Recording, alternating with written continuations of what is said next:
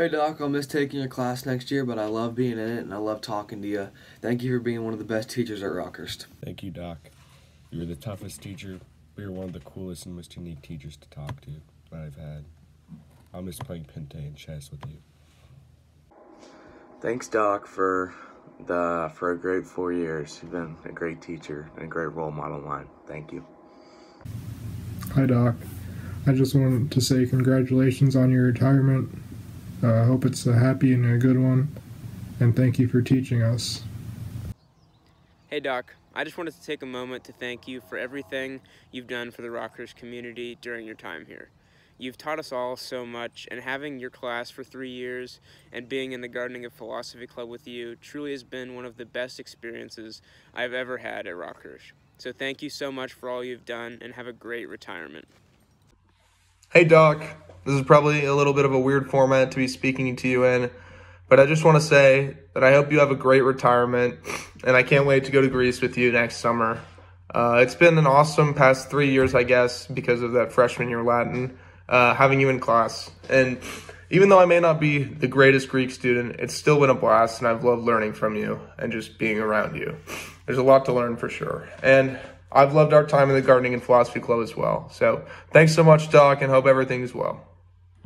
Hi, my name is Greg Owsley, and I have been invited to make a video tribute to Dr. Cusick, who is now retiring after teaching at Rockhurst High School since 1993. That's me back in 1999. I had the pleasure of learning from Dr. Cusick. We affectionately refer to him as Doc. Since the days of him being Mr. Cusick, he finished his doctorate while a faculty member at Rockhurst High School. He was my chess coach, and since that time, we've been colleagues, friends. He's been my mentor and chess coach. And so I want to start off by telling a quick story about the second time that I almost killed Doc. Yes, I really almost killed him twice, and that's a true story. So a few years back, I was visiting Doc after his quintuple bypass heart surgery.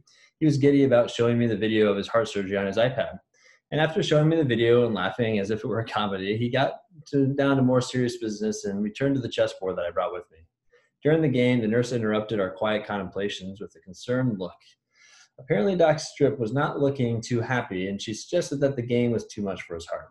After she left, Doc, of course, insisted that we finish the game. But once we did, the nurse came back and said that his strip looked fine again. As Socrates often demonstrated, the mind can have quite the power over the body. I learned a lot from Doc about how to be a better teacher, coach, mentor, husband. And before proposing to my wife, Caroline, actually, I knew that marrying her might mean I'd have to leave Kansas City. So while grappling with this potential future, Doc pulled me aside and said basically that in his experience, if you get the relationships right, then all that other job stuff tends to work out for itself. So most importantly from Doc, I've learned how to live as a man of faith. While it's true that he can be quite the tyrant about making high school boys attend Sunday Mass and school trips, he's always quick to remind us and point out to us the miracles in our lives every day. To him, God's presence always seems so obvious. He can always point out the presence of God all around us. He's never, ever shies away from a conversation with a student about faith or about the existence of God. Dr. Cusick is a result of God's friendship. So before I say a few more words, I'm going to take a classic move out of Socrates' playbook, and I'm going to share a few things about what some other people think. I reached out to a number of students, albeit incomplete, former students, former chess players, and I just want to quickly share some things about what they said. Kenneth Berglund always remembered his general attitude of thoughtfulness and contemplation. John Stacks just remembered the respect that everyone had from him. Harrison Meyer compared him to a modern-day version of Socrates himself. Andrew Latham recalls listening to his stories. Stephen Rand was fond about the fact that Doc would just stay late with him all the time playing chess, and he didn't have to do that so consistently.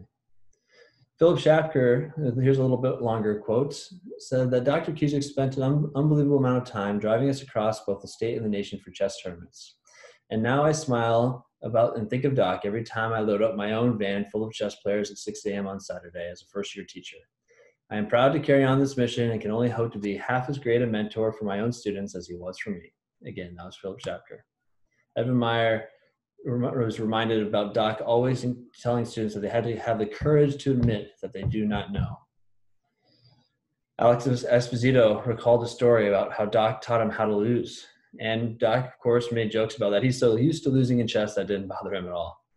But he also told Alex that if he's in chess for the wrong reasons, he'll never reach any of his goals. And now, to this day, Doc is the reason why Alex is pursuing a PhD in philosophy from Cornell University. According to Philip Brain, he remembers Doc reminding the young man, "Beautiful things are difficult." He says, "It is a reminder of a lot of what I learned from a Jesuit thought as well, the importance of taking life seriously and putting in effort to his practice with habits of reflection and self-consideration. Life, I learned from St. Ignatius of Loyola and from Doc, is not a thing to be conducted thoughtlessly or effortlessly, all which may imbue our lives with real meaning, carry challenges, either to our minds or to our general resolve. In the end, Doc helped me learn how to live." Ollie Bachwinkle thinks fondly of reading the Sunday Gospel in its original Greek every Friday before Sunday Mass. Austin Meyer compares Doc to Odysseus. He says, "Who is like Odysseus more than Doc? From the pits of the meatpacking plant to the streams of southern Missouri to the halls of the rock, Doc is surely Polytropos. The much wandering and wily, always testing the bounds of knowledge, always greeting one with senia, whether stranger or friend, feeding them with smoked trout and smiting the ways of incoming wise fools, just as Ulysses smites the sounding furrows. Doc, part of you is in every student you've ever taught, and for that we're grateful." Sure, truly, Dr. Cusick was about quality over quantity. One nature of being a Latin and Greek teacher is smaller class sizes, but Doc could take those fewer students much farther. In fact, no other Rocker's teacher has taught more Ivy League bound Hawklets than Dr. Cusick. Beyond academics, however, Doc has been a tremendous spiritual leader for young Rocker's men as well.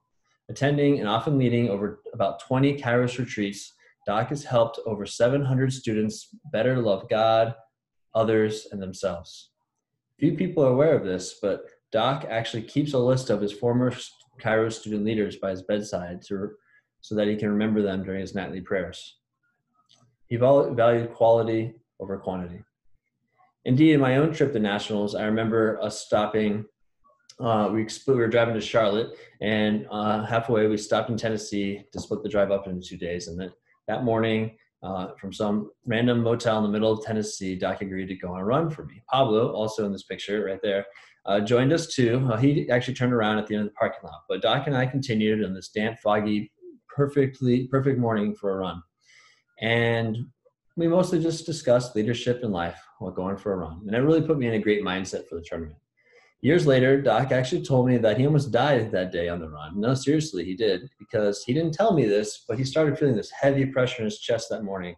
And that was the first moment, the first signal that something abnormal was going on with his heart. And then nearly 1 year later, in the spring of 2001, Doc did actually die, at least for a minute or so. Not by me. That honor goes to his daughter.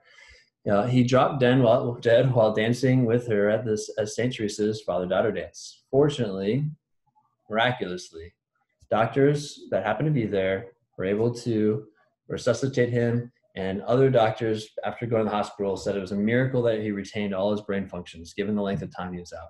As I mentioned before, Dr. Cusick had always found God's presence in our world to be pretty clear.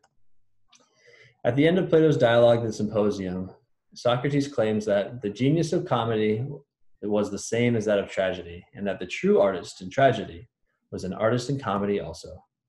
Doc is tremendously good at this very thing. You know, John Stacks recalled being really frustrated by the length of time Doc was taking on his chess move. And Doc just turned to John and said, "Be patient because I'm thinking."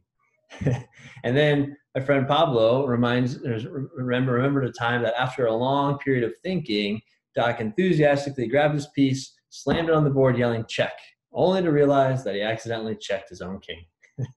Doc is great about taking things very seriously, but not too seriously.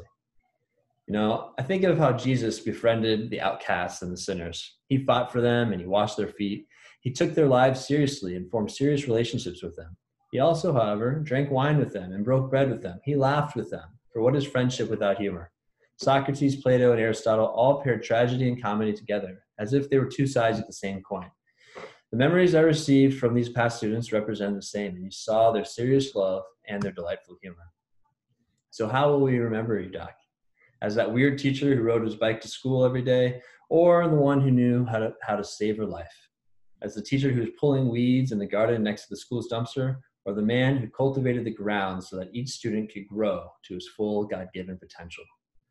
The teacher who cried the most on Kairos, or the adult mentor that listened to a student for hours. The deer, bow hunter, and trout fisher, or the contemplative. The teacher that made students memorize, or the teacher that birthed student ideas they never knew they had within them. As the van driver who physically moved a student's body from Missouri to the next state, or the Socratic conversationalist who moved the soul from one state of awareness to the next. How will we remember you, Doc? Well, Plato often equated learning as a type of remembering, and all we students can do is to follow your example and re-enter the cave. In fact, Doc, as you know, your successor, Mr. Alex Dobbins, who will be teaching Latin and Greek at Rockhurst High School next year, is a former student of yours. Dr. Cusick, you are truly a result of God's friendship. We are grateful for you and grateful for you helping us make St. Ignatius's claim of seeing God in all things so self-evident. Thank you for modeling for us how to embrace both the tragedy and the comedy. Thank you, Doc, for multiplying our joys and dividing our sorrows.